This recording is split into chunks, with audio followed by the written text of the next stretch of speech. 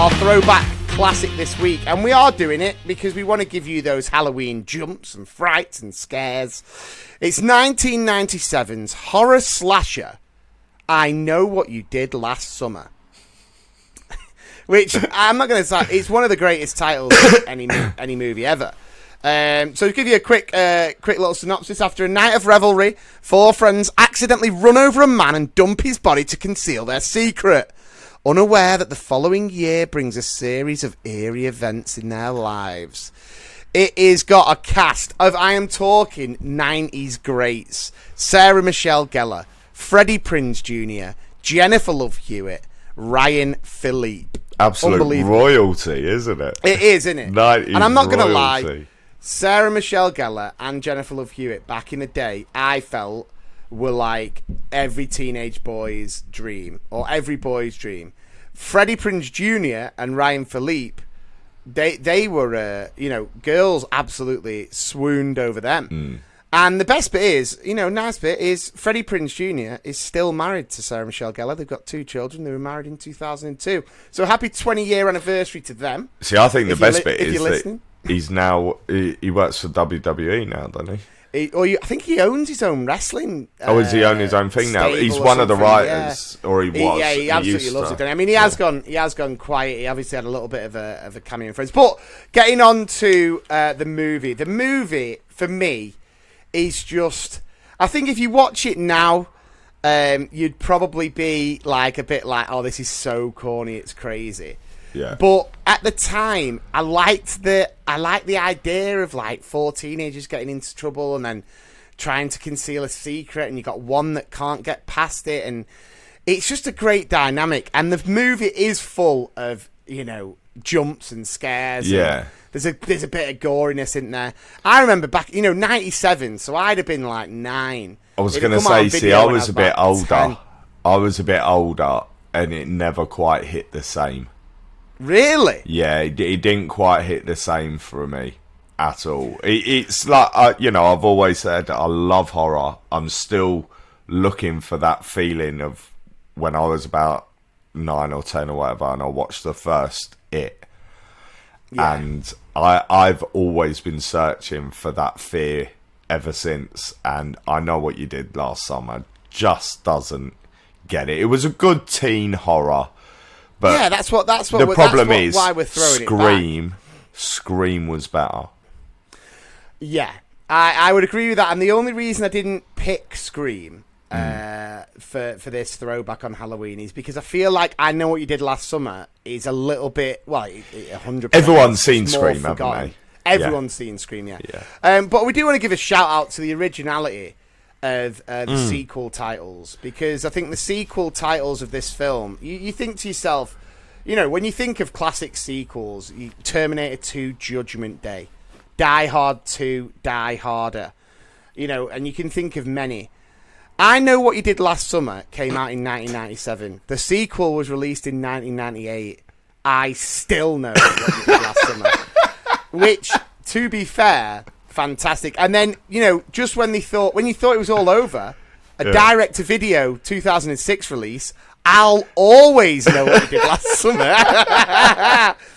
I mean, you can't beat it. But I think if you're chilling and you want an easy watch, old school slasher with a great cast, I Know What You Did Last Summer is 100% what you should be watching. I think, though, my favourite thing about I Know What You Did Last Summer is that Ryan Philippe on IMDb still uses his headshot from that film. I don't think Ryan Philippe, I don't think he controls his own Wikipedia. I don't know, does he not? Well, someone needs to update it, because it's ridiculous. He's got a 20-year-old photo of him as a kid, just smouldering into the camera. Wow. Ryan Philippe, what a legend.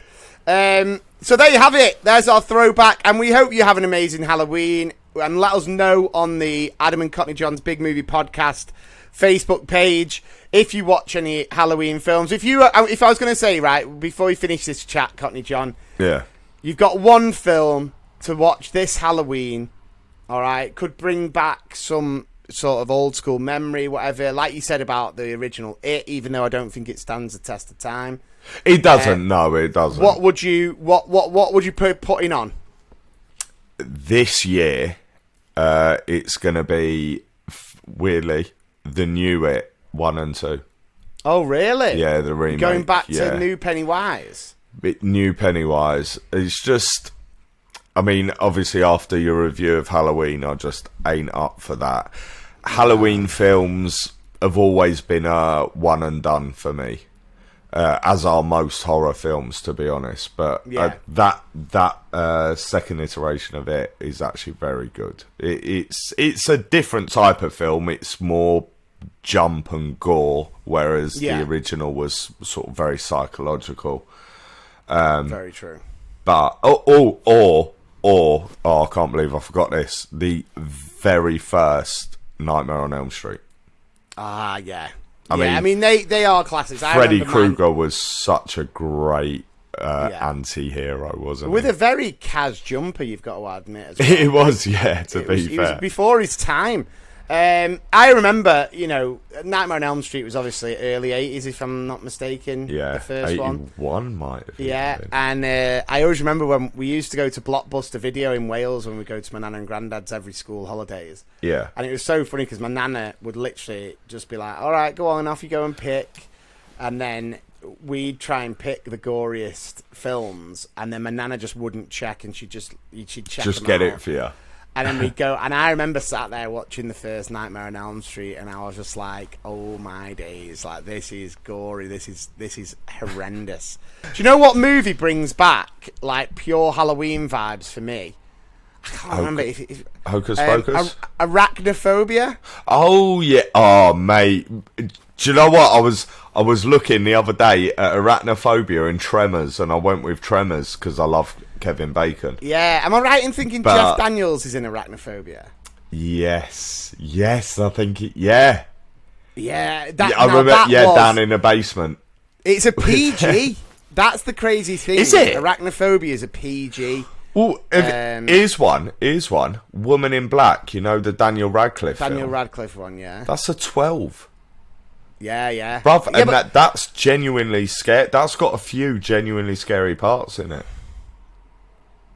Yeah, well, it's scarier to see that Daniel Radcliffe can actually act rather than that first couple of Harry Potter movies. I didn't know what to do with my wand. Then he turned 13 and he didn't stop playing with it, did he? Expelliarmus! Okay.